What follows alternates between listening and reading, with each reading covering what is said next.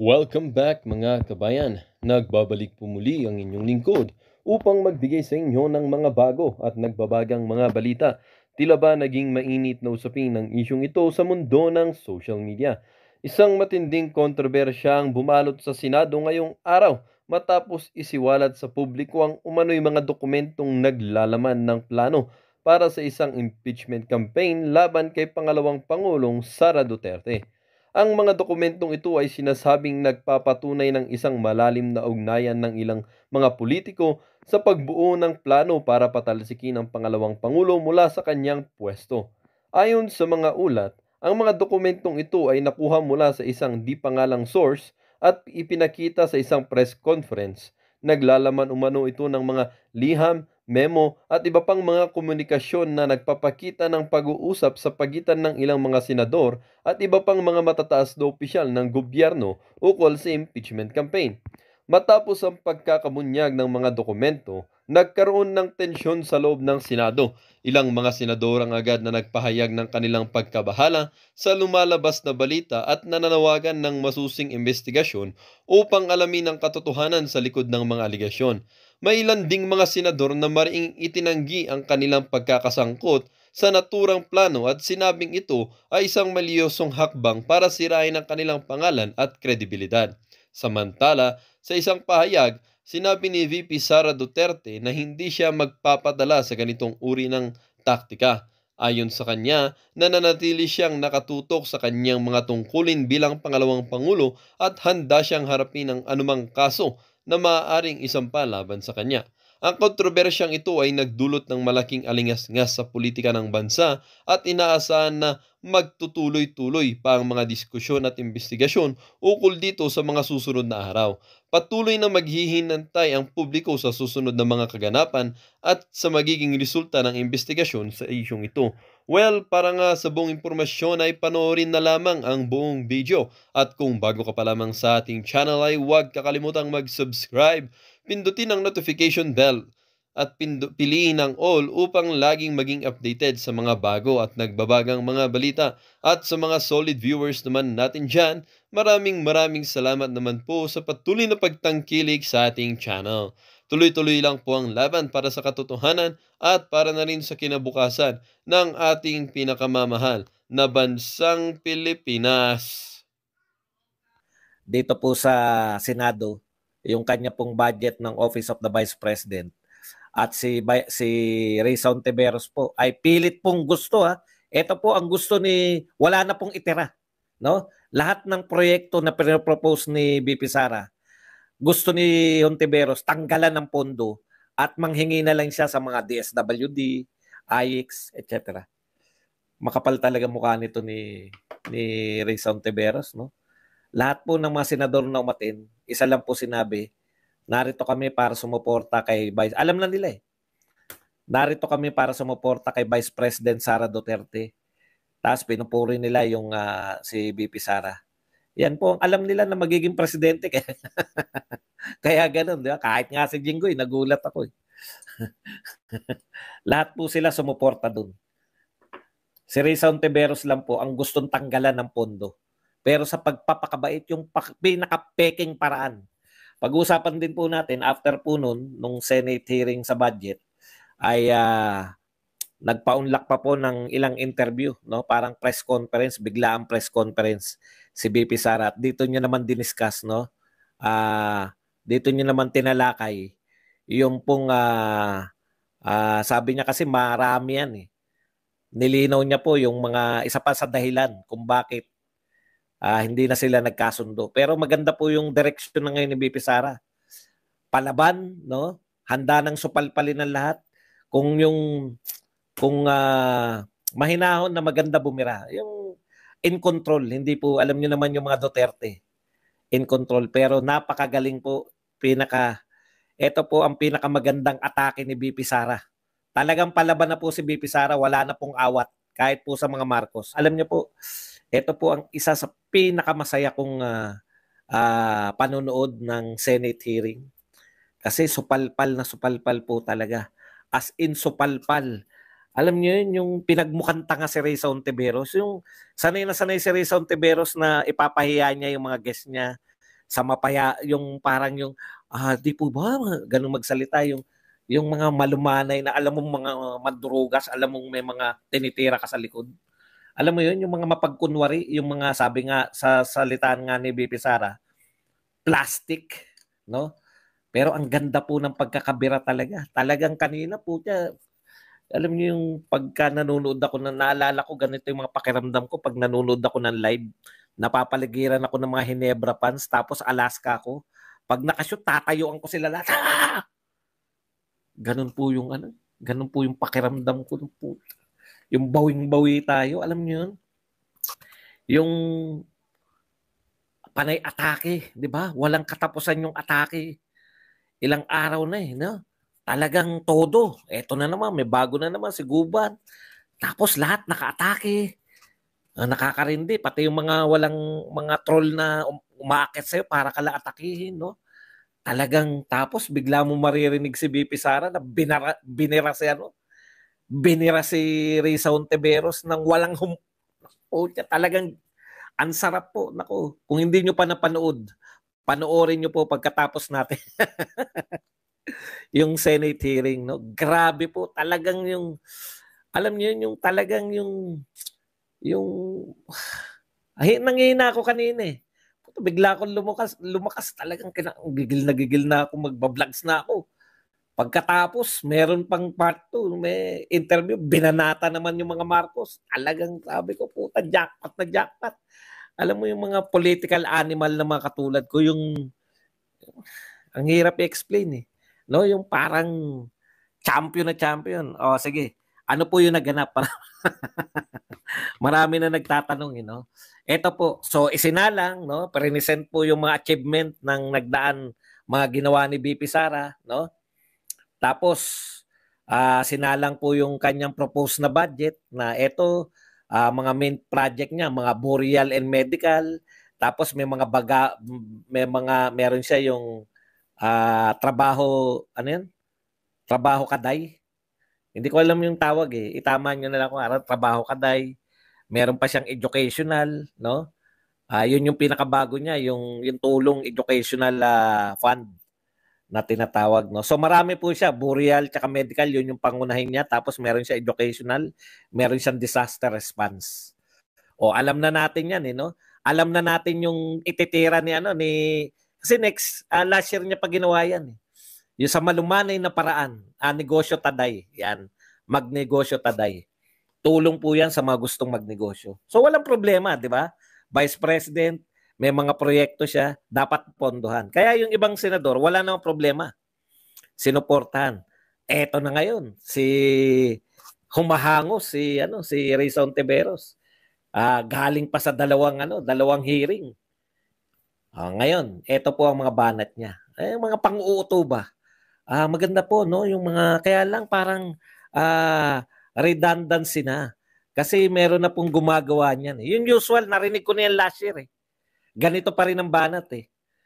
Katulad po ng medical and burial, ay ginagawa na po yan ng ating DOH at saka ng ating DSWD. Di po ba? Tapos, yung disaster naman po, ginagawa naman yan ng ating DSWD. No? Yung magnegosyo tayo, maganda yan, tulong sa mga nagnegosyo, ginagawa naman na po yan ng ating DTI. So, nagkakaroon po ng redundancy na parang hindi na po Ayoko na. Ayoko na mag-vlogs. Gigigil ako. Siguro, maarte ka.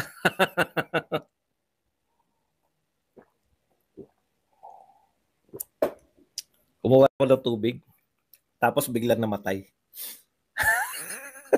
Nanggigigil kasi ko eh. O, balik tayo. Alam niyo, nakakigil yung doon ako naaasar eh.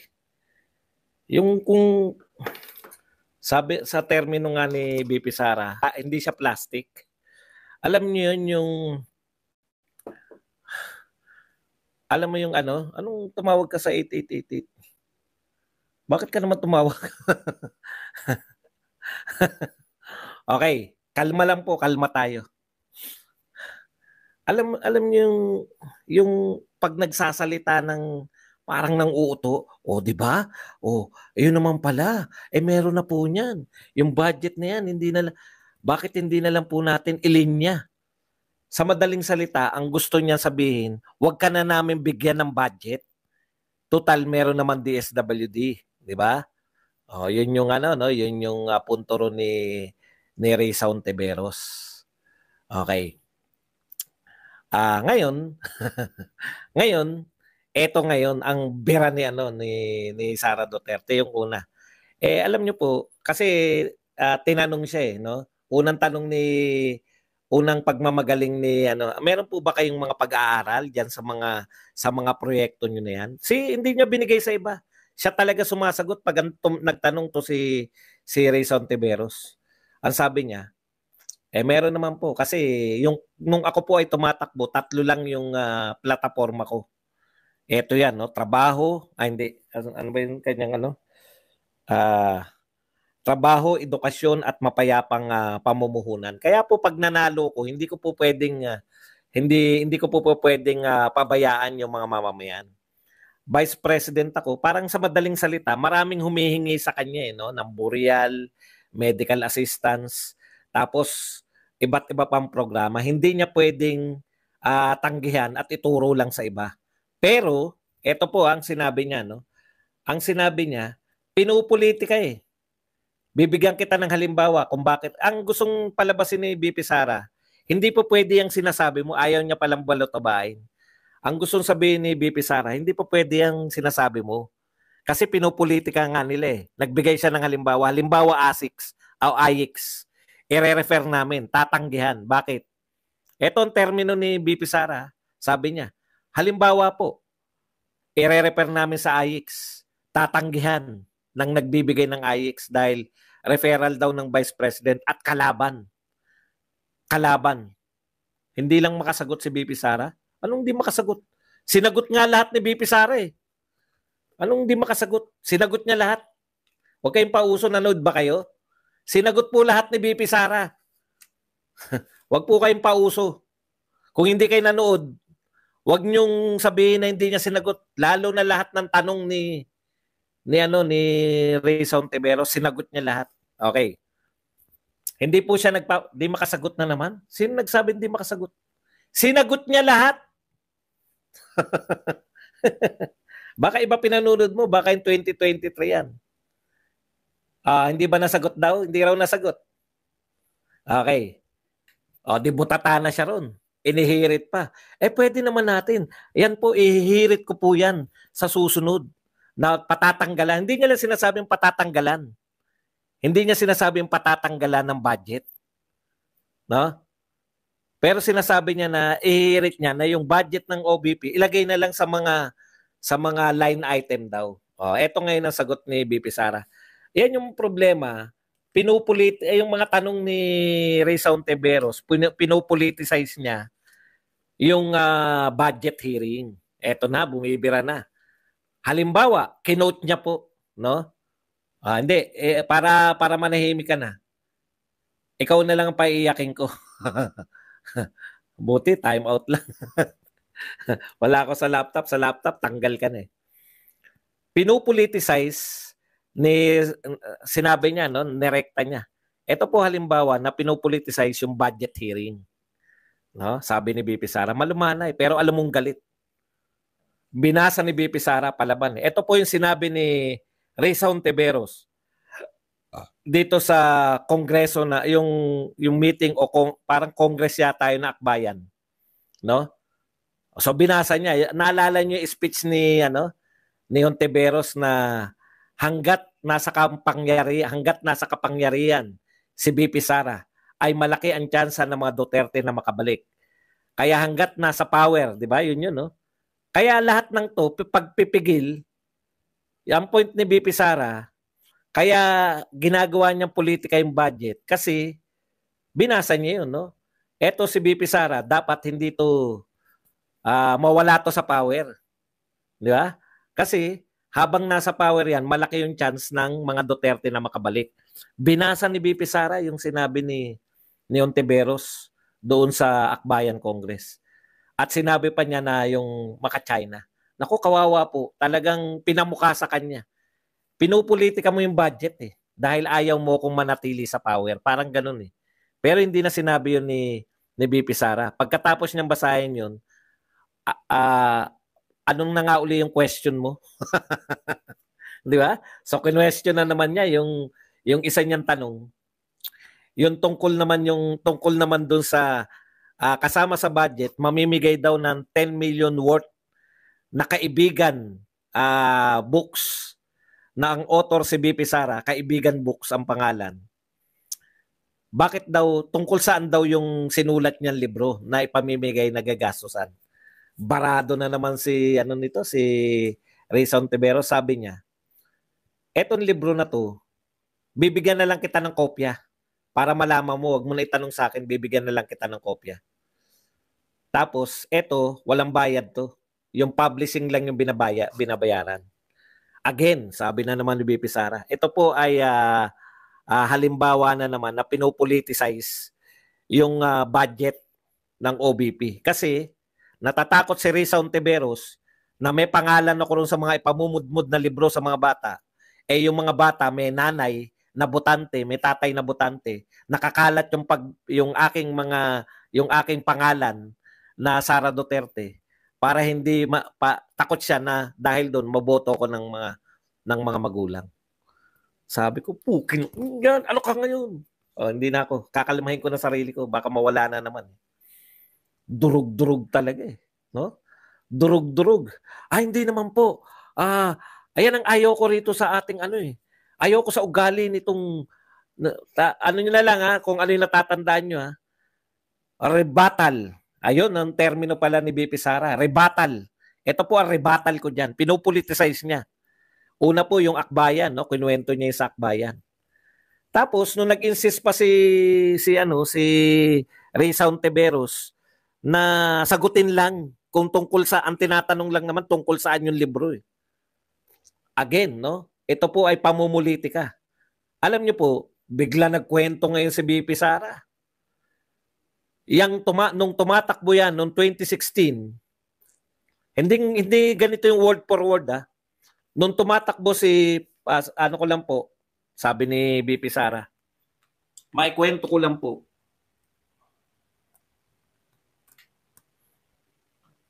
Nung tumatakbo yan na 2016, dahil alam niya naman na akala niya siguro hindi mananalo si President Duterte. Kaya sa akin siya humingi ng tulong dun sa Davao.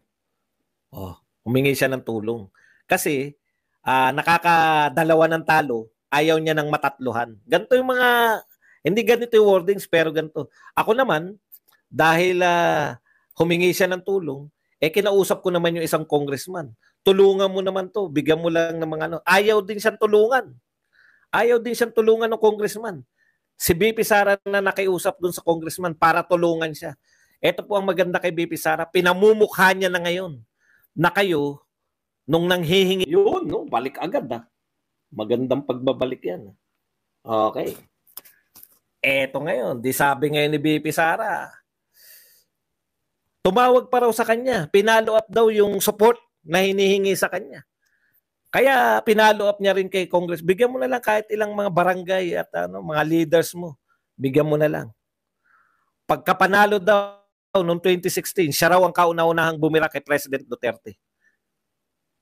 Ano pong uri ng ugali yan? Putyan, tindi nun. Pinamukha sa'yo kung ano kung uri ng tao. Alam niyo yun? Sapulan lahat Si Tolentino umilag Putang. Hindi ba akong pinatatama?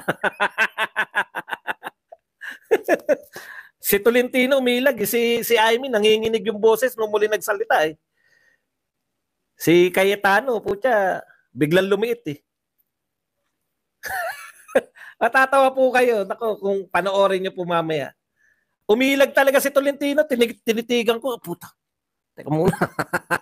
Si Amy, nung muli nagsalita, nanginginig na Kala nyo, ano pong ugali meron yan? Pati mga ugali, hindi ko po gusto ugali. Ganun magsalita yan Nung pag napipikon mo na si Ontiveros, lalabas na yung gaspang na pagsasalita. Hindi ko gusto yung ugali ng ating resource speaker na ganun. Hindi ko rin gustong ugali mo.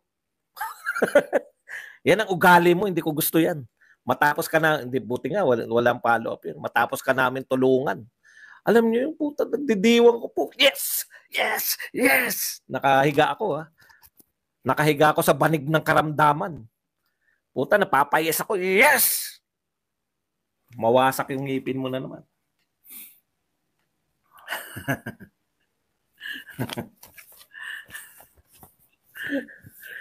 At biglang umawat na si to the rescue. Yung iba na po nagtatanong, sinasagot po ni BP Sara ng matino. Halimbawa, nung si Grace po na. Nung si Grace po na nagtanong, sinagot niya naman, tungkol saan ba yung libro? Tungkol sa friendship. Oh, friendship, no? Friendship naman naman. Pero hindi na po umiimik si Ontiveros. At pinasainan na po nila. Wala na pong question, nag-second demotion. Nakalimutan ko na kung sino yung nagsabi na ipapasa na nila sa plenary. Sa plenary na po uli ang debate nyo.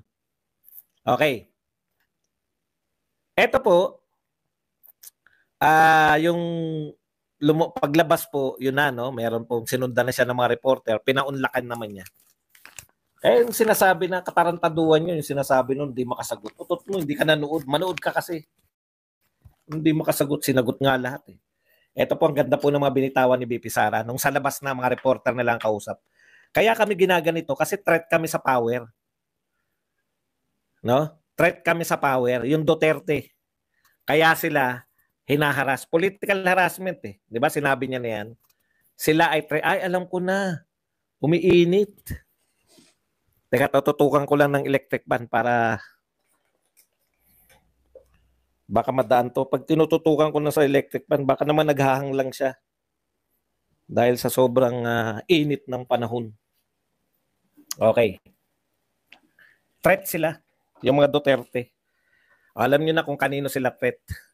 Doon sa mga nagsusulong daw, yung gustong ma-extend yung power or gusto nilang magkaroon ng power through chacha. Ay, sino ba yun? Alam niyo na yun eh, di ba? Okay.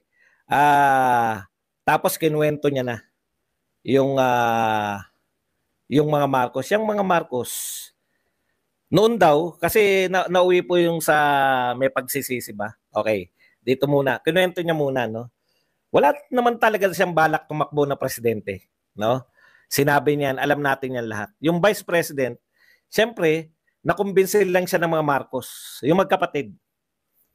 Eto na, nilalabas na unti-unti ni BP Sara yung matunay na dahilan kung bakit siya nag-resign. Wala namang problema, no? Pero nilapitan siya eh. Hindi siya tatakbong presidente, nagdeklara siya. Wala rin siyang actually ang pinail niya ay mayor. Dahil ang pangarap niya maka three times na mayor, no? Yung niya matapos niya yung term. Pero lumapit daw sa kanya mga Marcos, ganito yung termino, yung pagkakasabi nila. Tulungan mo kami kasi hindi kami mananalo. Hindi kami mananalo. Kailangan naming may boto kami ng Mindanao at Visayas. Yun yung termino. Ngayon naisip niya naman na para maituloy, maraming nabinbin na mga proyekto si Pangulong Duterte. Compromise na lang para maituloy lang yan. Kaya tumakbo siya na vice president. Ang tansya niya, sa pagiging vice president, matututukan niya. Di ba? Tama nga naman. Pangalawa ka sa pinakamataas eh. Tapos miyembro ka ng Kaya hindi lang ang tinakbo po nila, no? Taliwas po sa pagkakaalam natin na unity. Hindi po. Unity and continuity. Yun yung pinaalala ni BP Sara eh. Pero sabi nga ni BP Sara, pero alam nyo naman ngayon na nangyari, eto na. Wala na talaga yung continuity. Hindi na natin nakikita na kinokontinue nila. Talagang kitang-kita na ngayon yung panggagamit, no? Kaya tinanong nga siya, si Senator Amy, magkaibigan kami. Magkaibigan lang sila, pero alam mo na, masama loob. Kasi yun na nga eh, unity and continuity. Pero nung nanalo sila, tablahan na, di ba? Yun yung matagal na natin sinasabi. Kaya nagtanong, may regret ka ba na tumakbo ka ng BP? Bakit naman ako magkaka-regret?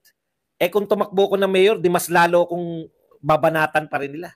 Kung tumakbo ko ng mayor, baka iba nanalo. Mas lalo na yun pag yun nanalo. Yung si Lenny, di ba? O mas lalo silang babakbakan nun. kahit na mayor pa siya, hindi siya titigilan. Yung sinasabi natin dito noon, no? Yung mga nagpapanukala pa sa inyo, baka hindi tumakbo si BP Sara. Na-realize na yan ni BP Sara, kita mo sinasabi, kahit mayor lang ang tinakbo niya, hindi siya tatantanan. Kaya, wala siyang regret na vice president. At least vice president siya. May laban-laban dahil hindi na sila tinatantanan. Di ba? Hindi na sila tinatantanan. Pero yung tanong sa kanya ngayon, natatakbo ba siya sa 2028? Alam niyo na yung sagot. Kita mo yung diferensya noon. Tatakbo ba siya ng 2022? Hindi. Definite siya na hindi siya tatakbo. Gusto niya maging mayor ng 3 term. Ngayon, anong sagot niya? Tatakbo ka ba ng 2028? Mahirap sagutin yan. Kasi mamaya baka madulas ako, patay na ako, paano ko? O, di ba? Hindi niya po naisip na po ni BP Sara yan. Mas kawawa po sila. Imagine niyo ngayon nga vice president siya. Tignan niyo po yung ginagawa sa pamilya niya. Vice president pa yan, ha? Pangalawa pa sa pinakamataas dahil sila ay threat sa mga may ambisyon diyan. Threat sila sa gustong manatili sa power. Threat sila sa gustong manungkulan.